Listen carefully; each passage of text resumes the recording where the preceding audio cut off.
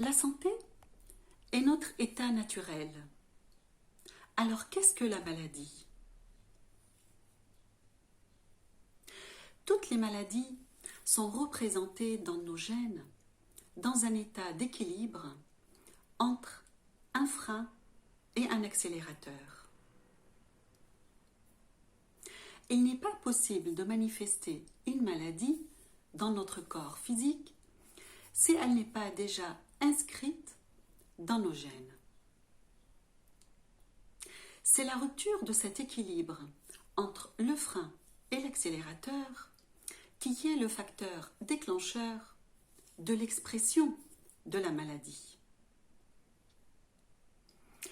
Nous passons d'une possibilité de maladie inscrite dans nos gènes à un état de maladie manifesté dans notre corps. Cette rupture d'équilibre est due soit à pas assez de frein ou à trop d'accélérateur. Exemple, manger trop gras peut être à l'origine de soucis de cholestérol dans les artères et à l'extrême causer un infarctus du cœur. Autre exemple, ne pas consommer assez d'aliments contenant du fer peut être à l'origine d'une anémie et à l'extrême causer des malaises, voire des pertes de connaissance. Lorsque l'équilibre est rompu, nous ne sommes plus dans la justesse. Et c'est la porte d'entrée à tous les abus, les incohérences et les extrêmes. Mais qu'est-ce qui est à l'origine de cette perte d'équilibre, perte de justesse? C'est notre dialogue interne, c'est-à-dire notre manière de penser, qui est à l'origine de notre manière de parler et de notre manière de nous comporter. Par exemple, si nous croyons que notre richesse se mesure à la taille de notre ceinture abdominale, nous serons dans le trop, voire le gaspillage. Et ce sont nos artères qui vont trinquer. Si nous croyons que la beauté, c'est de peser 45 kilos pour 1,70 m, nous serons dans le pas assez et nous aurons beaucoup de carences dans notre corps. Le corps parle. Les symptômes sont le miroir de notre dialogue interne, de nos croyances. À défaut de symptômes, sains dans ses pensées, nous obtiendrons le symptôme, signe de la maladie. Un autre exemple, si nous sommes effacés et que nous avons du mal à dire non, nos muscles peuvent se contracter et présenter torticolis et lumbago, comme les problèmes qui nous pèsent. Si nous croyons que le nombre de nos conquêtes sexuelles détermine le degré de notre virilité ou de notre féminité, nous serons dans le trop et le trop vite, avec tous les risques encourus. Le contraire est vrai aussi. Si nous faisons absolument tout pour ne surtout pas attraper une maladie, c'est le dialogue de la peur.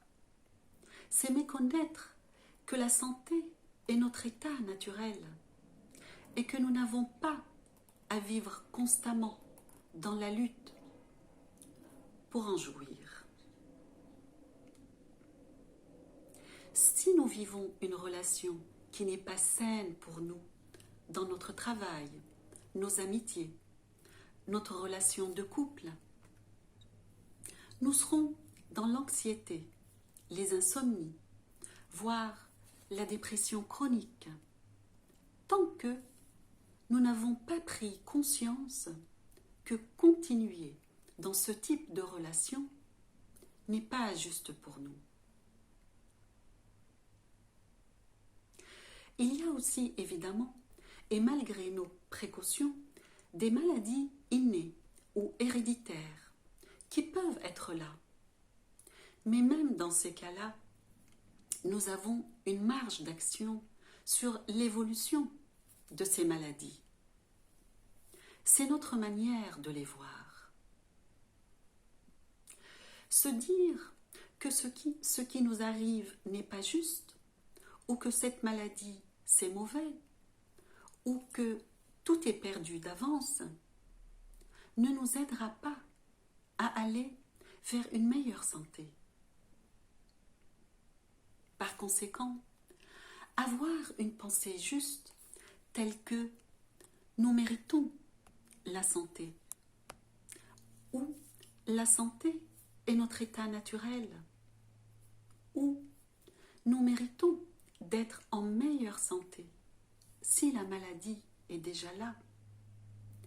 Cette pensée juste est la racine d'une parole juste et surtout d'un comportement juste.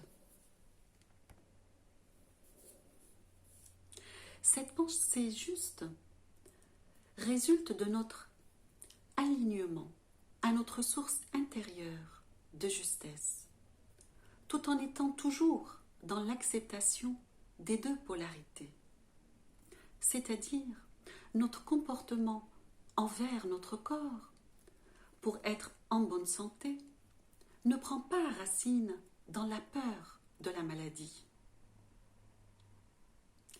Être en conscience dans le lien avec notre nature profonde, c'est le savoir-être qui nous permet de savoir penser juste et par conséquent de savoir faire juste afin d'obtenir ce que nous souhaitons, en l'occurrence la santé. À la lumière de tout ce qui a précédé, nous voyons bien que la maladie, c'est le mal à dire, le mal à penser juste, c'est le langage physique de nos croyances qui ne nous rendent pas service, puisque corps et esprit forment un couple.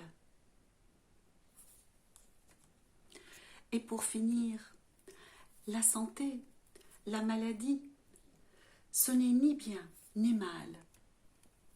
Elles sont toutes les deux importantes.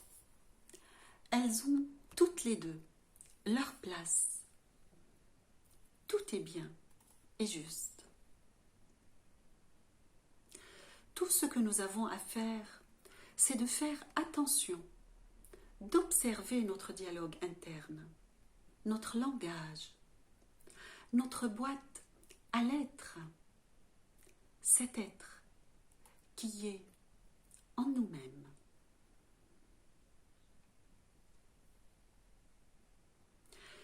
Je vous dis à une prochaine vidéo.